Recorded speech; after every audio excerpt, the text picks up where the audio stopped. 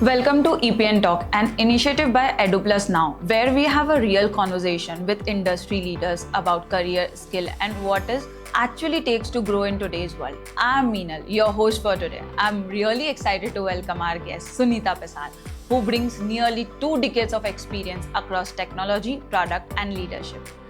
Sunita ma'am, thank you for joining us. To start with, could you share a bit about your journey and how it all began?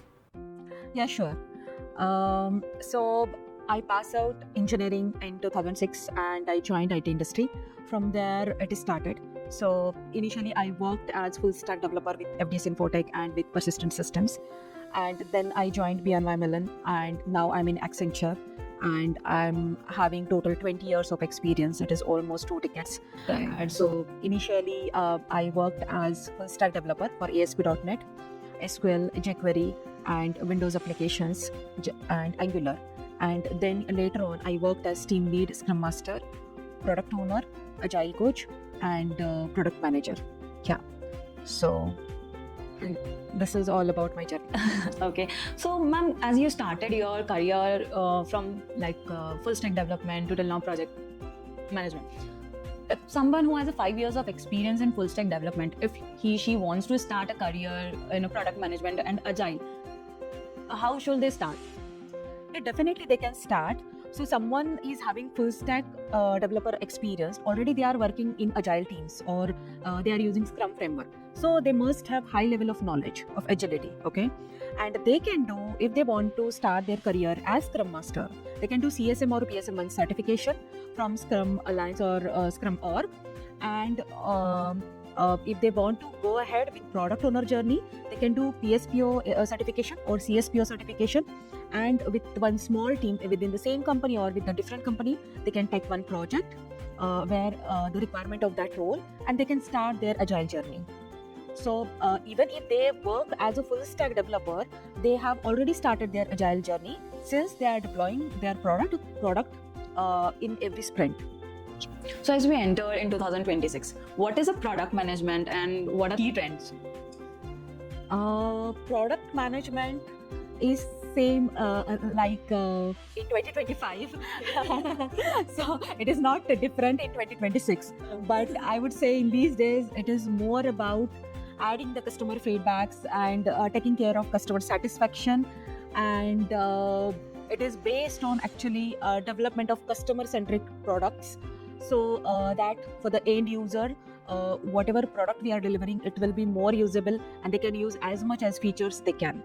Oh, that's really nice. Yeah. So, and in product management, there are different agile frameworks. So, based on that, like Scaled Agile or Scrum Framework or Kanban or Nexus, depending on the requirement or project and organization requirement, we are using that framework. So, based on that, that particular product management follows in certain categories. But in the end, customer satisfaction is important and customers should use that product as much as possible.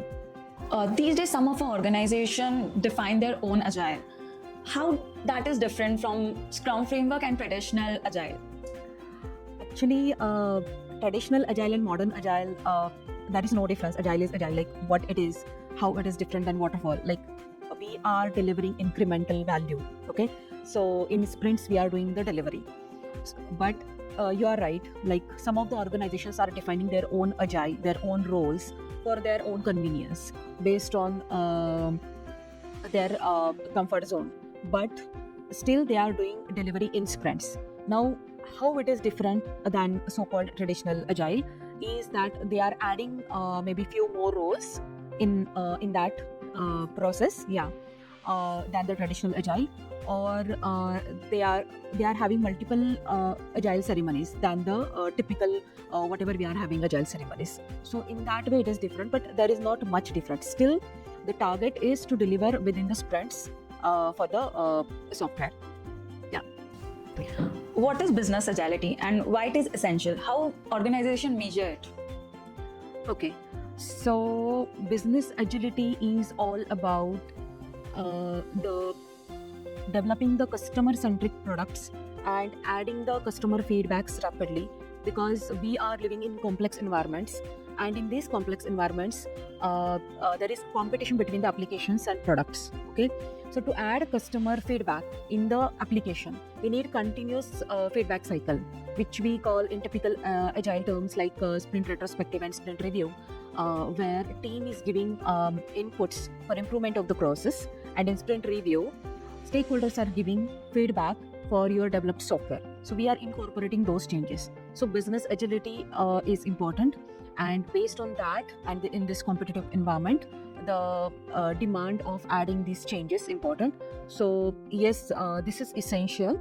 And how it is measured, there are different parameters. So some of the parameters like Net Promoter Score or DORA metrics or customer satisfaction rate. Now how it is managed. So in some of the applications you might have seen, okay, whether customer is satisfied, out of 10 you need to give some score, right? Ratings. So in that way it is managed. Okay. DORA metrics is nothing but delivery cycle. So product delivery cycle, like for some of the product, team is delivering every after 1 quarter. That is a big bang delivery. Okay. But every delivering after 1 week or 2 weeks or after every 3 days delivery, then we can add customer feedback as soon as possible. So it is based on, it is measured based on that. So these are some of the parameters. There are many other parameters based on that business agility is measured in organizations. But mostly it is measured on the customer feedback. What? Okay. So someone who has a non-technical background and they want to enter in this field, so like how they should start and what they should do? Yeah, definitely. We are living in 2026. Okay, so there are many AI tools. So if some person is from non-technical background, they can learn AI tool, and with the basic knowledge of technology and prompt engineering, they can give prompt to AI tool and they can generate the code and add in their product. Okay, and in that way they can create small applications initially, and when they join organization, they will get basic training, and by adding even a non-technical person, by giving a proper prompt, AI will generate code for them, and they can add that code in a particular project or wherever required in their product, and they can deliver that product. So these days, it is not essential to know end-to-end technology and all the things of coding to develop a software. Right. That's really amazing to listen. Like someone who don't want to be a tech person, but still they can be. Yeah. How has Agile evolved and what principles remain timeless? There are 4 values and 12 principles in Agile, as we see in Agile Manifesto. So many principles are still important. Like for example, customer satisfaction, very first principle. The second, like adding the requirements at any point of time in the software development cycle. So within the sprint or maybe after sprint, if there is any change in the requirement which is already even developed, that we can add. So that is the second principle. And working software. So after 1 week or 2 weeks, we want to see, or a stakeholder want to see the software which is built, so that they can visualize, they can see, and they can add more feedback in that, so that in early stages only we can add that feedback in software development, so that end user will get a better product. Okay, so basically a product should be a customer centric, so like customer feedback matters a lot in all this process, right? Correct. What are the agile anti-patterns organization should avoid? Okay, there are many anti-patterns. So like some of the organizations considering Scrum Master as project manager role, okay, that is biggest anti-pattern. Then product owner and Scrum Master are same role. So one person is handling Scrum Master People's role. job. Yeah, correct. And product owner role. So that is biggest anti-pattern. And they think Scrum Master does not have more work. So Scrum Master is one of the challenging role, actually, I would say. Product owner is another challenging role. So each role has their own boundaries and their limitations, and we should not mix 2 roles. Okay, and product owner owns the product backlog, so all the decisions for the product owner is taking. But Scrum Master is more about coaching to team for the Scrum framework. So yeah, there are many anti-patterns. Also sometimes there is a different testing team, and we need to wait till testing is completed. But in cross-functional team or in self-organized team, basic things like manual testing, in many organizations this is good actually, that many developers doing manual testing on their own. Sometimes they are doing automation testing as well. So no need to wait actually for testing team confirm about testing on UAT or in testing environment. Right? Okay, and it actually saves their time a lot, right? Like manually when they do the testing and all. Yeah. How shall organization choose between Scrum, Kanban, or SAFe? Okay.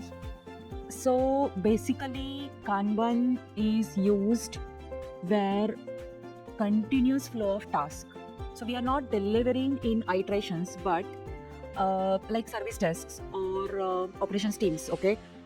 Like our L1, L2 support teams, where continuously incidents or tickets are coming in, and analysts or developers are working on those tickets, and then those tickets are completed.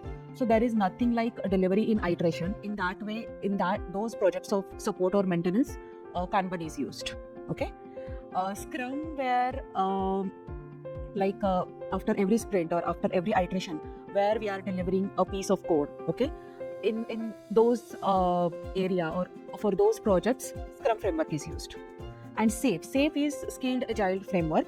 So in SAFe, there are multiple teams. So one team can use Kanban, one team can use Scrum, and another team can use another framework. So in SAFe, there are multiple teams, like 10 teams, 20 teams, or even there can be 40 teams. Okay, so it is a Scaled Agile. For multiple teams, Scaled Agile is used. Yeah. How shall product manager adapt to AI-driven environment? Okay. So let's say any application, we can take any example like Zomato, Paytm, whatever applications available on in our app store. Any product manager, okay, managing that application. How they are managing earlier, now also they will manage the same. But there is change in technology. Some of the AI tools added, right? So when developers are giving the timelines, right, or based on customer feedback, like when priority of user stories or requirements decided, that time a product manager should aware of all these new technologies, not in depth, but at least they should know how much time it will take to develop new feature, and which feature has high rating, and for go to market rate. I mean, when to deliver that application in production environment.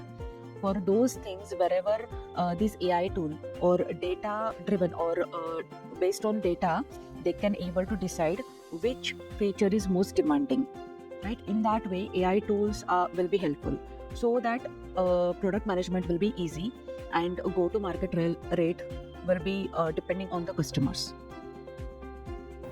So everything is now AI driven, and like this is I don't know it's reality or not. Like people say ki because of AI they will lose their job. So is it really true? Like it is happening in IT industry?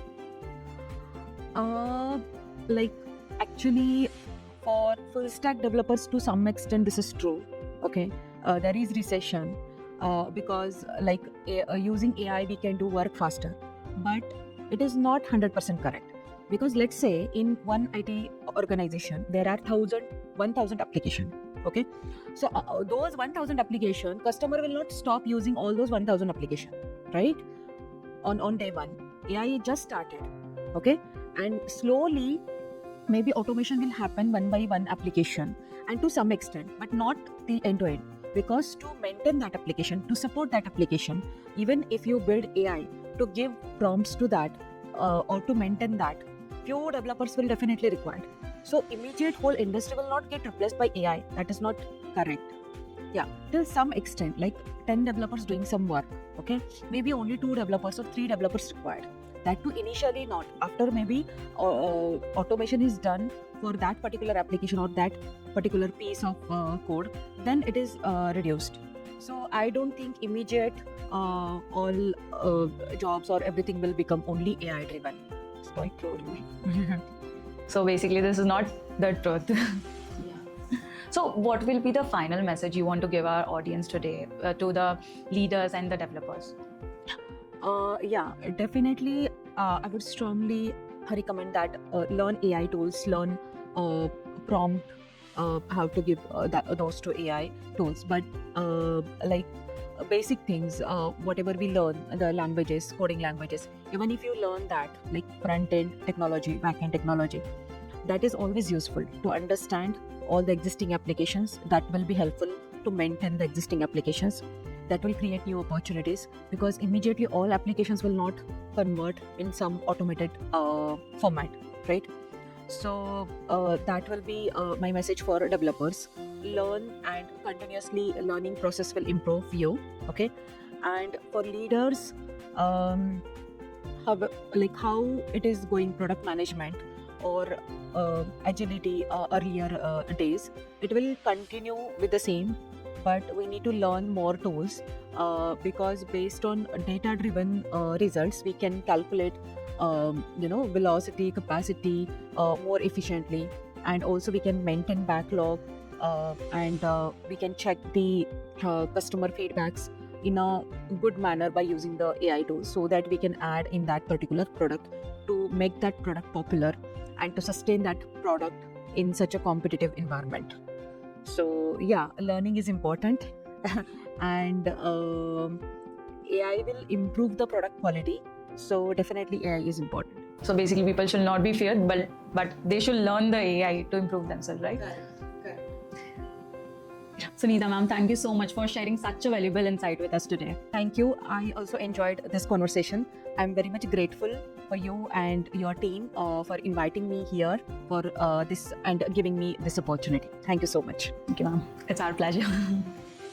Learners, अगर आप अपने career को next level पे ले जाना चाहते हैं तो सिर्फ मोटिवेशन नहीं, राइट स्किल और राइट गाइडेंस भी चाहिए, और इसी विजन पे काम करता है EduPlus Now through initiatives like EPN Talks. हमारे चैनल को सब्सक्राइब करें और इस वीडियो को लाइक करें, और इसी के साथ thank you for joining everyone.